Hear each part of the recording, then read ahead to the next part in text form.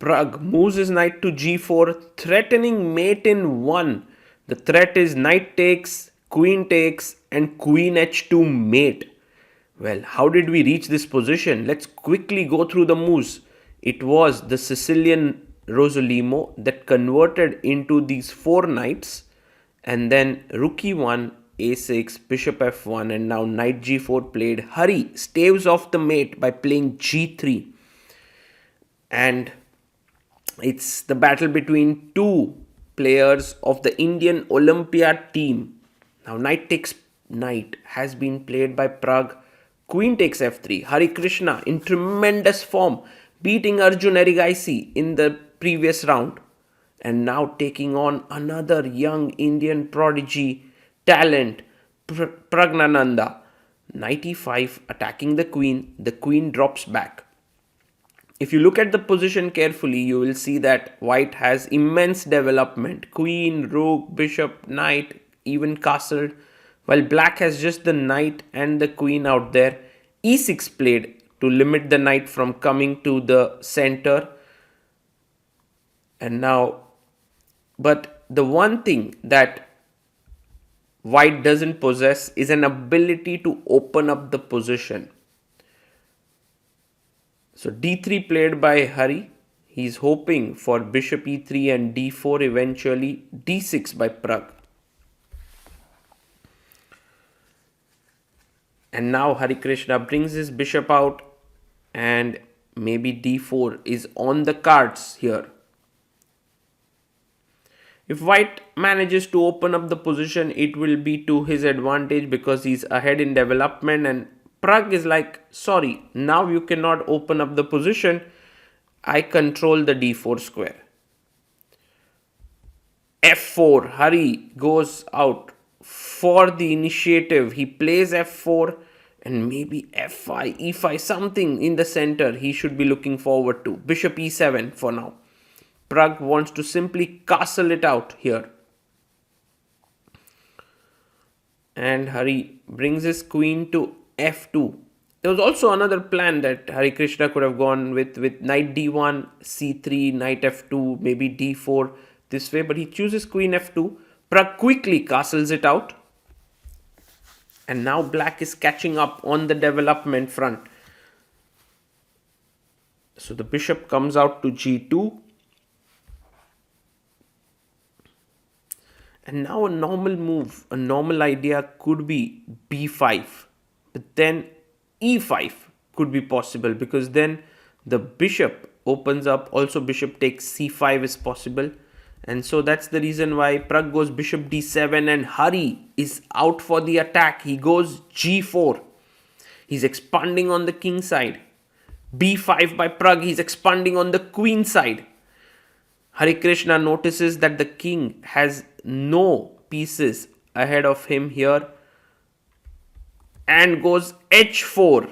Wow. This is something.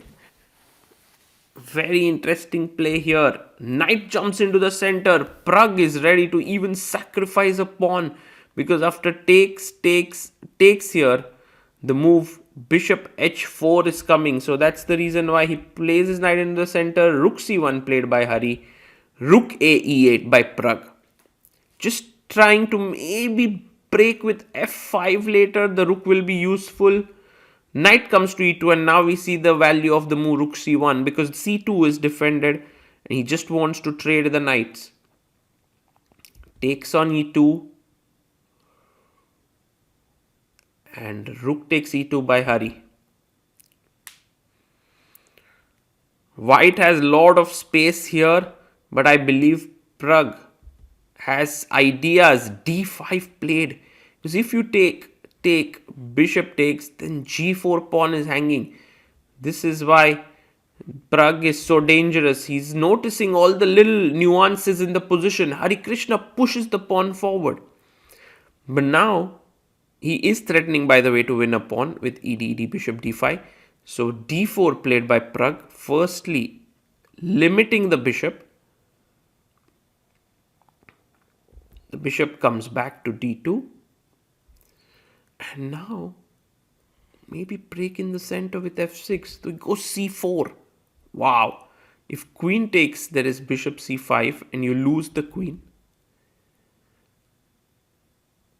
And Hari tries to fight back for space and plays c3. Now notice, if you take here, take here, take here, queen takes, bishop takes. This is actually a better position for white. So that's the reason why Pragg takes on c3, rook takes c3 is on the board. And he pushes his pawn to f6. He's creating play down here, and you can notice how the two rooks are now very nicely placed. But Harikrishna makes a very interesting decision. He gives up a pawn just so that the king side is not opened up. It's a very interesting way to play. And now he takes on c4, and he notices that he gave up this pawn. He will be able to win back the c4 pawn. So takes, and now b3 makes a lot of sense. Plays b3. So if you take here, the queen is hanging.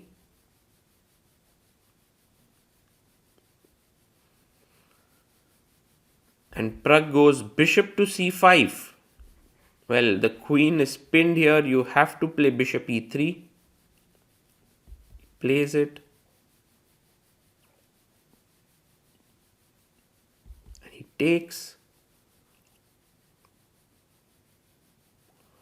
And you can take with the queen, but taking with the rook might be better. So he takes here with the rook.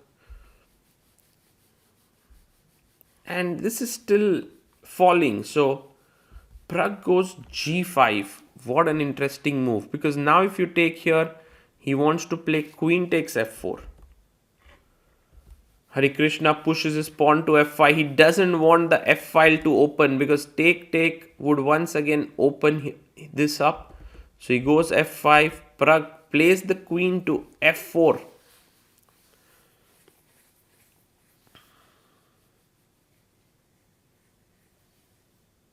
Hari takes the pawn on g5.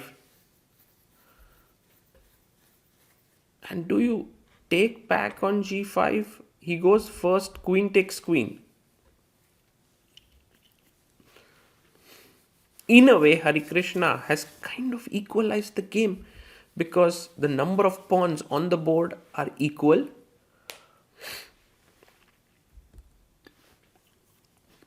Pragg takes on b3. He's still fighting for that extra pawn. A takes b3. Takes back.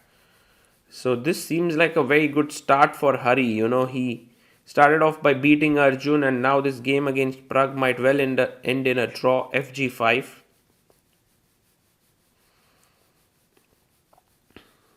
And rook c7. So while black is still a pawn up, those extra pawns are these doubled pawns. And also white has quite some activity. Bishop b5. The bishop is well positioned here. That's a good thing. Now maybe bishop h3 is possible. He plays it. He is looking to win the pawn on e6. But of course it is pinned for now. So Pragg takes. And pawn takes is important. If you took with the bishop, there's g6 and you lose a piece. So pawn takes. Rook takes rook. King takes.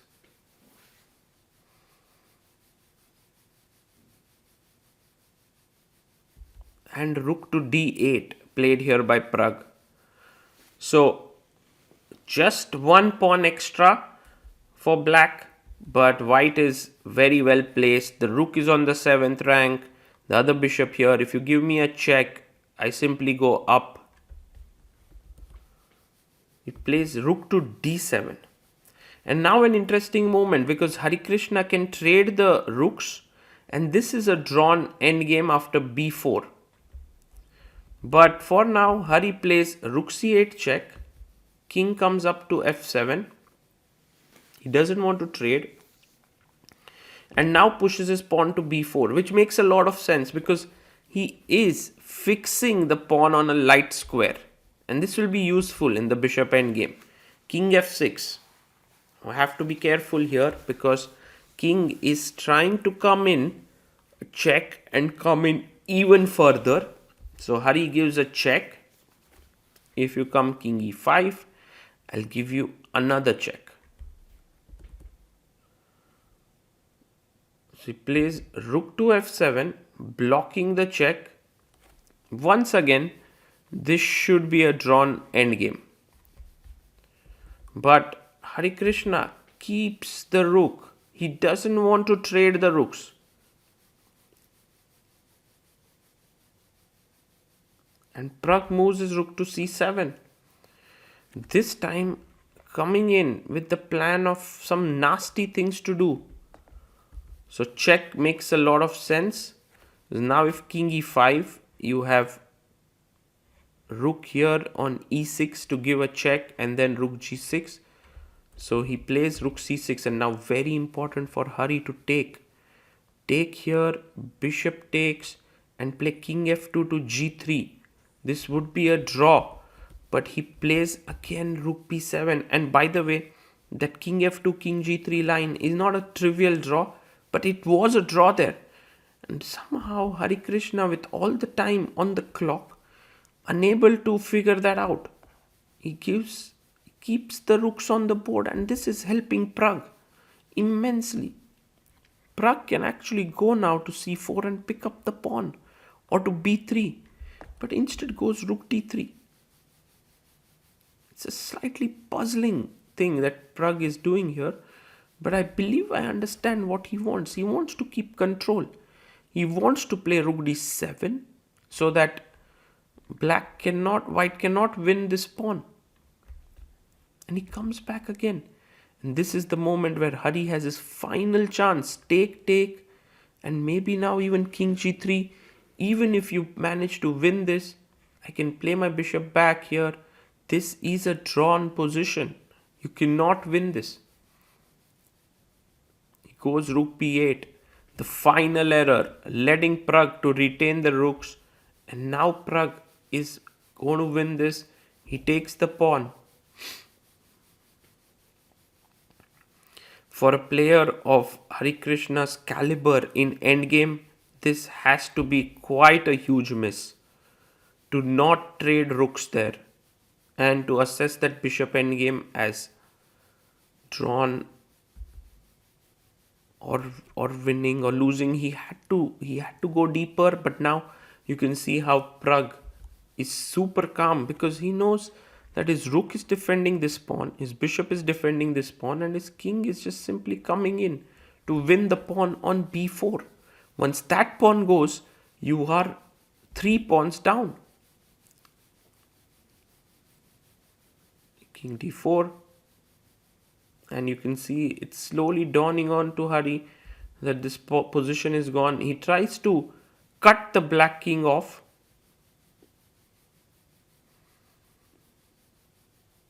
Rook d6, attacking the bishop here. And if you move it, I'm going rook c6 next. And then the king is entering in. Plays bishop to h5.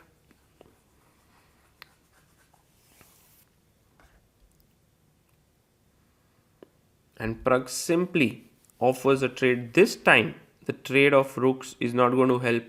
Black is totally winning here. So rook g8 played. But now that you have got the c file for yourself, rook c7, just controlling everything is good enough because your plan is now to simply pick up this pawn. Hari is trying to go on the king side. Hopefully he can go king g4, king g5, king g6, try to exchange the rooks and sacrifice his bishop for the remaining pawns. That would be a dream scenario, but that's not happening. He goes king c3.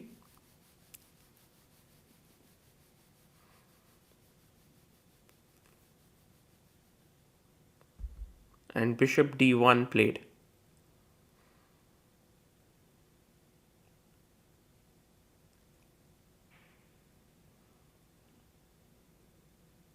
He goes king takes b4.